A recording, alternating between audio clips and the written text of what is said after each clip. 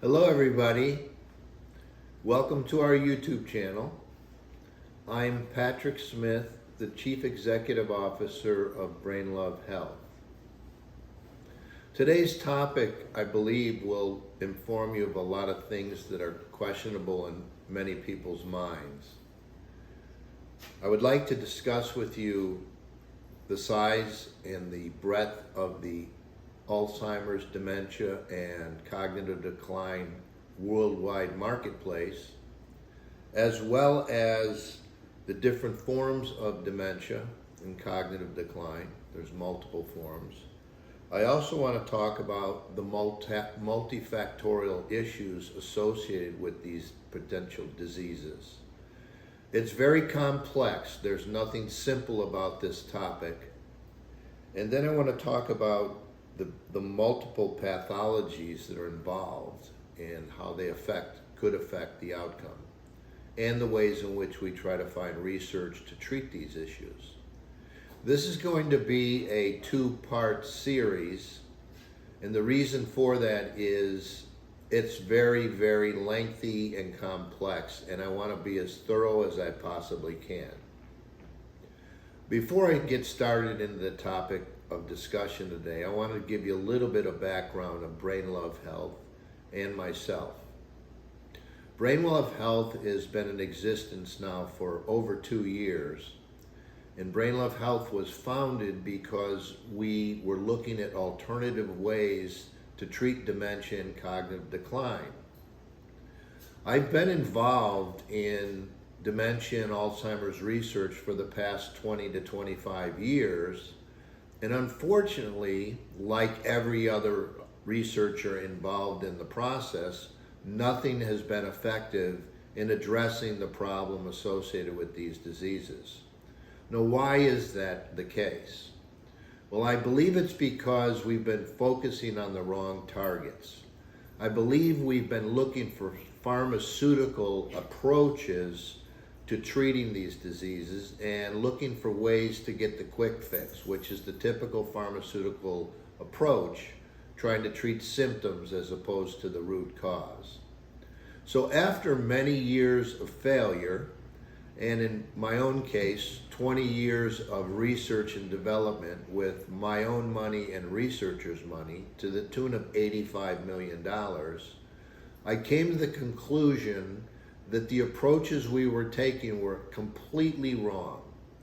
And that's what I'm going to discuss today. Ways in which we might rethink and find a new paradigm to treat the problems of cognitive decline, dementia, and Alzheimer's disease. But let's start at the beginning.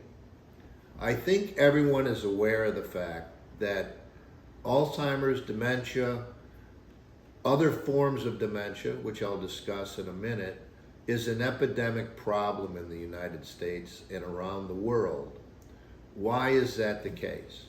Currently, we have 50 million or so people that suffer with dementia worldwide, and that number is anticipated to triple over the next 25 years. Now, that's a huge problem that we need to face as a society. Right now, dementia, cognitive decline, and other forms of dementia basically is the third leading cause of death in individuals over 65 years old.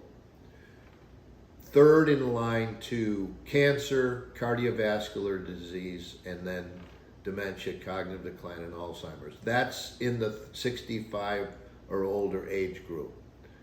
That would suggest that we as a society have a major issue we have to address. And I don't believe the approach is going to be looking for some magic potion, some magic bullet that's going to treat the symptoms of the disease and to make everything go away. Just like cancer, it's multifactorial. Just like cancer, and we all know we've spent 30, 40, 50 years coming up with what we call the cure for cancer. And it hasn't happened, and it doesn't look like it's going to happen in the near future.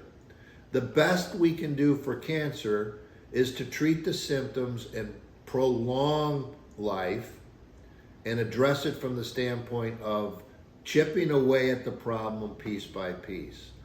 That's the same situation we find in Alzheimer's disease. There's not going to be some magic thing that's going to all of a sudden come up, and once you have the disease, you have dementia, you have Alzheimer's disease, you have Parkinson's disease, you have cerebral vascular dementia. All of a sudden, the pharma companies or the medical establishment is going to come up with something that's going to flip a switch and make you better again. The problem you face is once you've reached the point where the symptoms are developing and you're experiencing all the ramifications of cognitive decline, brain fog, forgetfulness, inability to function on a day-to-day basis, it's way too late. Now, currently, we have certain things on the market not to treat, but to treat the symptoms, but they barely do anything. The best we've been able to offer is to give some kind of short-term relief. When I mean short-term, maybe 3 to 6 months of stabilizing the cognitive decline. But we've shown nothing that's been able to reverse the problem or treat the problem long-term. Now, why is that? I believe it's because there's too much involved in the disease process. I believe it's because dementia and cognitive decline is multifactorial, and nobody at this point is addressing the root causes that are driving the disease process. Now, what does multifactorial mean? It means that the disease is accumulating and developing from multiple sources, that you can't pinpoint one and say that's the problem there. So I believe the approach we need to take is to step back and look at ways in which these symptoms, these pathologies begin to develop. Now, what are the pathologies in Alzheimer's disease and dementia? The pathologies are these. We've been able to determine over the last 35 to 40 years that there is aberrant cell division in the neurons as we age. What does aberrant cell division mean? That means that the cells of the neurons are doing something they're not supposed to do. Now, what does that mean? Well, it means that, let's talk about neurons and how they develop. Neurons are developed when you're young, in your early years. They develop in such a way that they connect different kinds of circuits in your brain. Neurons are what we call terminally differentiated cells. Terminally differentiated means they're formed, and once they're formed, they're not to change. They're not developed to divide again. Many of the tissues in our body, whether it be in our organs, in our skin, in our hair, all those cellular tissues are designed to divide all the time. You've probably heard the old saying that you reproduce all the cells in your body once every 4 to 5 years. That's because there's cellular turnover. That's not the case in the neurons. The neurons are terminally differentiated, which means the amount of neurons you get as a child are there for the rest of your life. Now, granted, you get billions and billions of neurons forming in your brain as a child. Now, as we all know, as you learn and grow and create memories and get educated and live the life you live, all these neurons start to interconnect. And those interconnections are what send the memory to the next neuron or to another place in the brain. It's one huge electrical conductivity circuitry. And if you were to break those circuits, you would have forgetfulness. You would lose your ability to function on a daily basis. So that's the evolutionary purpose for why neurons aren't supposed to divide. What would happen if neurons started to divide, and then the problem they have is they start to die once they divide? Why do they die? when a neuron starts to divide, it goes through a process called apoptosis. That means it starts to divide, but it's unable to divide because it's not evolutionarily designed to divide. They do not contain centrioles, which is an intricate part of a cell that allows it to divide. So they start to divide, they fail in that division, and then they die. Now, does anyone see that as a problem relative to your normal brain function over time? Once the cells start to divide and die, that then causes another problem in the brain called inflammation. Now, we all know that inflammation is associated with disease of some sort. You get inflamed bowels, you get inflamed gastrointestinal tract, you get inflamed things in your head which cause migraines and headaches. You get inflammation in diseased tissue.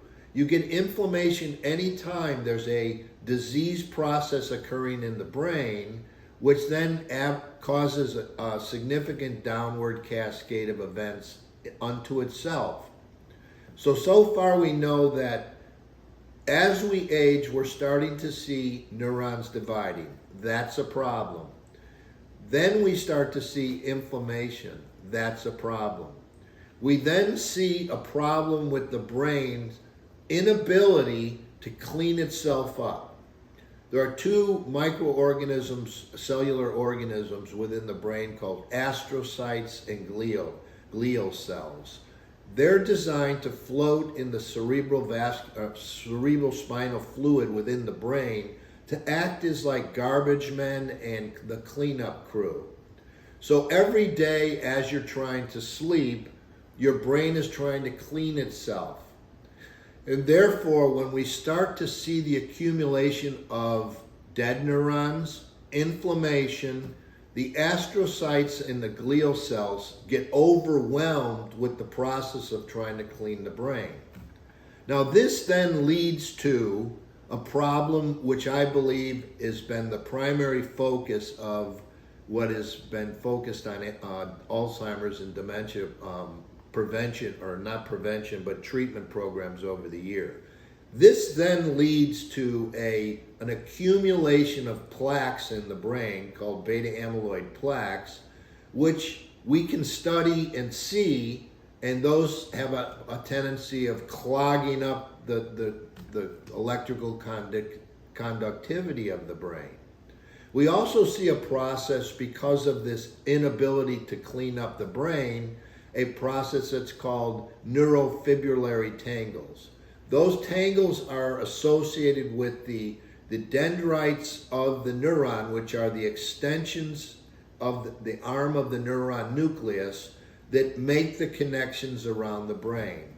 So those particular issues then start to create a situation where even the healthy neurons can't send signals through the dendrites and send conductivity to the next neuron associated with it. We also see issues with the glycemic index and glucose processing in the brain. Some people equate Alzheimer's and dementia with type 3 diabetes.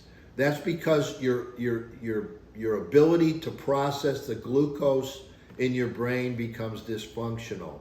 And essentially what's going on there is the brain's made up of the cells, the fats in the cells, and it needs the glucose to provide the energy mechanisms in the cell. So we see a dysfunction in that. We also see things like oxidative stress. Oxidative stress is related to the formation of free radicals that are floating throughout your body, not just your brain, that are now looking for ways to bond with other cellular type processes and keep the whole system working in an efficient way. So those are all the issues that have been studied in Alzheimer's disease. Those are all the issues that have been attributed to be contributors to the disease. You have this neuronal cell division, you have the inflammation, you have the buildup of the beta amyloid plaques, you have a buildup of the tau phosphorylated proteins creating neurofibrillary tangles, and then you have oxidative stress. All this leads to the downward cascade that eventually leads to the process we all know as Alzheimer's disease. It starts out slow, and it builds up like a forest fire to a raging fire in your brain, which ultimately leads to your inability to function in your daily life. Now, that's a lot of information to absorb, but I think it's very important to realize, and the takeaway here is that it's multifactorial. I also want to talk about the fact that not all dementias are the same. There's multiple forms of it. The one I just talked about was the primary in the leading form of Alzheimer's and dementia, which is Alzheimer's disease, dementia. That's the leading form of the disease. There's other forms. There's cerebral vascular dementias. That's related to poor circulation. It has a lot to do, similar to heart disease, with clogging things up and just not getting the right amount of oxidation to the brain, which keeps your brain functioning the way it should. If you can't get oxygen and circulation to the brain, obviously bad things are beginning to happen. We also have frontal lobe dementia. Frontal lobe dementia has been attributed very often to some brain trauma earlier in your life, which basically you get whacked on the brain playing football, or you get hit by a baseball bat of some sort when you're younger, and it does cause damage, and ultimately over time can lead to a cerebral vascular dementia. We have Lewy body dementia, which is another form. We have Parkinson's disease, which is another form. So all these different forms of dementia have different root causes from what starts them in the beginning. But the bottom line is that all the issues that I've talked about, the neuronal death, the inflammation, the oxidative stress, the beta amyloid plaques, relate to the root cause that might have started that dementia to begin with. Some are more aggressive than others. Alzheimer's has a tendency of being slow in its progression, and therefore we associate Alzheimer's with the disease or the dementia of really the aged population. It typically emits itself in your 70s. It does have earlier forms of the disease which are genetic in nature, and the genetic form of the disease, which means you have two genetic copies of a gene that has been shown to really stimulate the effect of the problem earlier in your age, that can start as early as 50. So there's all kinds of different variations on this. Now, the real question is, what can we do to solve the problem? If it's a massive problem worldwide, what steps can we take that can address the problem? Well, I can assure you of this. After being in the research community and personally trying to develop drugs for dementia and Alzheimer's disease, it can't be addressed from trying to focus on any one of those pathological issues that I discussed.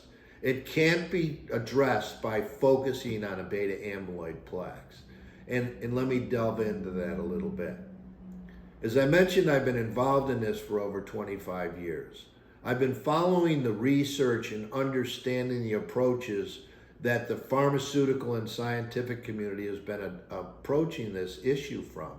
And they've predominantly focused on beta amyloid plaques and tau phosphorylated proteins, which cause the neurofibrillary tangles.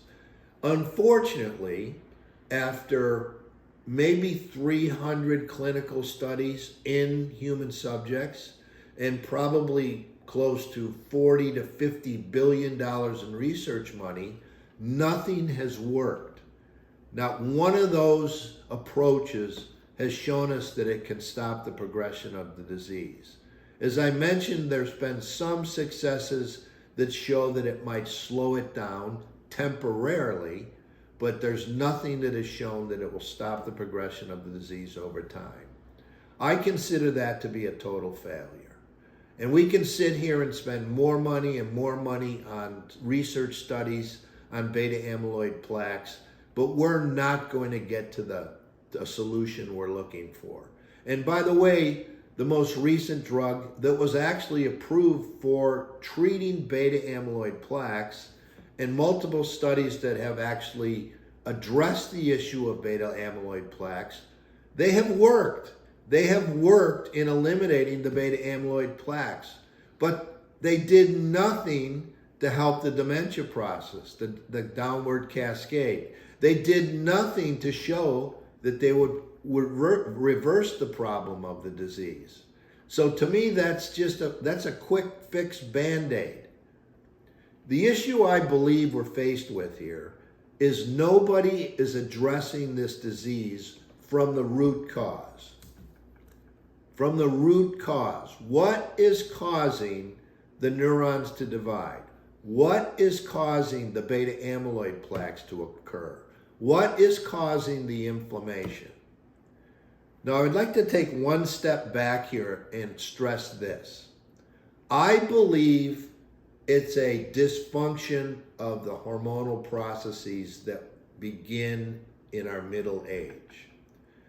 I don't believe that any of the things we're experiencing from this disease standpoint are abnormal. I actually think they're very natural in the aging process. I don't believe aging is a disease. I also don't believe that as these hormonal changes occur in midlife is a disease. It's natural. What I'm suggesting is if we were able to find ways in which we could lower and mitigate the acceleration of these processes as you age, that would be the approach that I think makes more sense. In other words, what I'm suggesting is prevention is the primary focus here. Prevention is the potential cure for the disease. Not to treat the symptoms once you have them, but prevent them from occurring in the first place. Now, I'm not sure if you're all familiar with the fact that there's a whole new genre of physicians emerging in the medical schools these days that addresses the issues of root cause for disease. Every disease has a root cause. That is, why do you have that disease? What's causing the disease to emerge?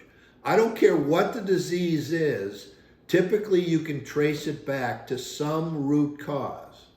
Now there's a whole new field of medicine emerging, and this is so exciting because it examines the root cause of the issue. Historically, medicine treated symptoms. Historically, medicine looked for the disease once you had it. What can we do to help the disease? And the way we're set up in this society, or Western society in particular, is we're geared from a healthcare standpoint, we're geared from a medical establishment standpoint, and that includes hospitals, that includes doctors, that includes labs, that includes doing MRIs, that includes doing CT scans. All the system is designed to treat disease once you have it. And to make it even worse, the entire reimbursement structure, that is the insurance industry and ways which we pay for treating these problems, is geared towards reimbursement for treatment, reimbursement for lab tests, reimbursement for procedural-based physician office things, procedural-based things that occur in the hospital. The entire structure of our healthcare system is designed to treat illness. It's not designed to prevent the illness in the first place. Our approach at Brain Love Health, our approach to many things that we believe are diseases downstream as the disease progresses, our approach is to look for the root cause and find ways to solve the problem, solve that small smoking ember fire from becoming a raging forest fire down the road. That is such exciting news for me because it's new. I don't know exactly how many functional medicine physicians are out there, but they're becoming more in vogue day in and day out. And it's exciting to know that for the first time in the history of mankind, we are now starting to look for the root causes of the problem and treat it before it becomes a raging forest fire, whatever that disease might be. So when I talk about Brain Love Health's approach, and this is what I want to go over in our subsequent YouTube presentations, is we believe we have uncovered the root cause of what's driving the dementia process. We believe through 20 years of research that it's not the multi-factors that I described earlier. Treating those is not going to solve the problem. We believe we have found a way in which we can address the root causes of the disease, and I want to leave you with this because I think it's extremely important for you to understand and learn more as we progress throughout our discussions here. The root cause is the hormonal changes that occur in midlife. The root cause is what's occurring as you reach menopause and as you reach male menopause or andropause. It's those hormonal changes that are occurring that are becoming dysregulated in your body, which is an endocrine problem, which ultimately leads to the issues we know as dementia and cognitive decline. I believe it leads to the issues associated with cerebral vascular dementia. I believe it leads to the issues we know as Parkinson's disease. I believe it's the issues we know as the number one dementia, Alzheimer's disease. And we believe, and our company's focus is to look for ways to balance out the root cause, hormonal changes in midlife, which will make a difference 20 and 30 years down the road. That's our goal here. That's our mission. That's the research we've done. It's all scientifically backed. We've been studying this now for many, many years. We absolutely believe that the approaches we're looking at to solve the problem today in the research and scientific community are wrong. We believe their targets are wrong. You've got to go back to the initiation of what is starting the smoking fire in your midlife, and it's hormones. And by the way, I would suggest that hormones play a significant role throughout your life in a positive way, and then later in midlife in a negative way. They're very advantageous to you as you're growing from a fetus into adulthood, into midlife through your reproductive years. But when you reach the point in which you're less reproductively viable, your hormones start to play tricks on your body. And they're driving processes like weight gain, like brain fog, like poor sleep, like dementia, like heart disease, like cancer. It's all related in some shape or form to the dysfunction that's occurring hormonally in midlife. So I'm going to leave you with that today and invite you back to our next YouTube presentation, which will discuss the hormonal changes that are occurring and why we believe addressing these problems will make a difference in your life long term. You can find out more information about our topic, about our company at Brain Love Health on Facebook and Instagram, as well as visit us on our website, brainlovehealth.com, and we go through a lot of this information in depth. Please stay with us, visit us, follow us. We post things daily, tidbits to help you improve your life, improve your health, improve your brain function. But I want to leave you with this final note. I have devoted 25 years of my life to focusing on ways to bring solutions to dementia and cognitive decline. I have invested the vast majority of my own personal wealth to the detriment of my own financial condition in order to provide a solution for you folks. I love this work. I love the progress we're making, and I firmly believe that we have found the problem, the root cause that ultimately can lead to help for your brain. Not to mention the fact that we absolutely believe that prevention is the only solution and thing that will help keep your brain healthy long term. You cannot wait until the symptoms start to occur in your 60s and 70s and think that now there's going to be something that's going to reverse it. It's not going to happen. I say that now, I've said it 20 years ago. You can't reverse the symptoms once they've occurred. You may be able to make it slow down slightly, but you're never going to replace the neurons and all the problems that occurred as the disease progressed for the last 20 years. I'm going to leave you with those thoughts. I'm Patrick Smith, the Chief Executive Officer of Brain Love Health, and I thank you for watching, and I look forward to discussing more with you in future presentations.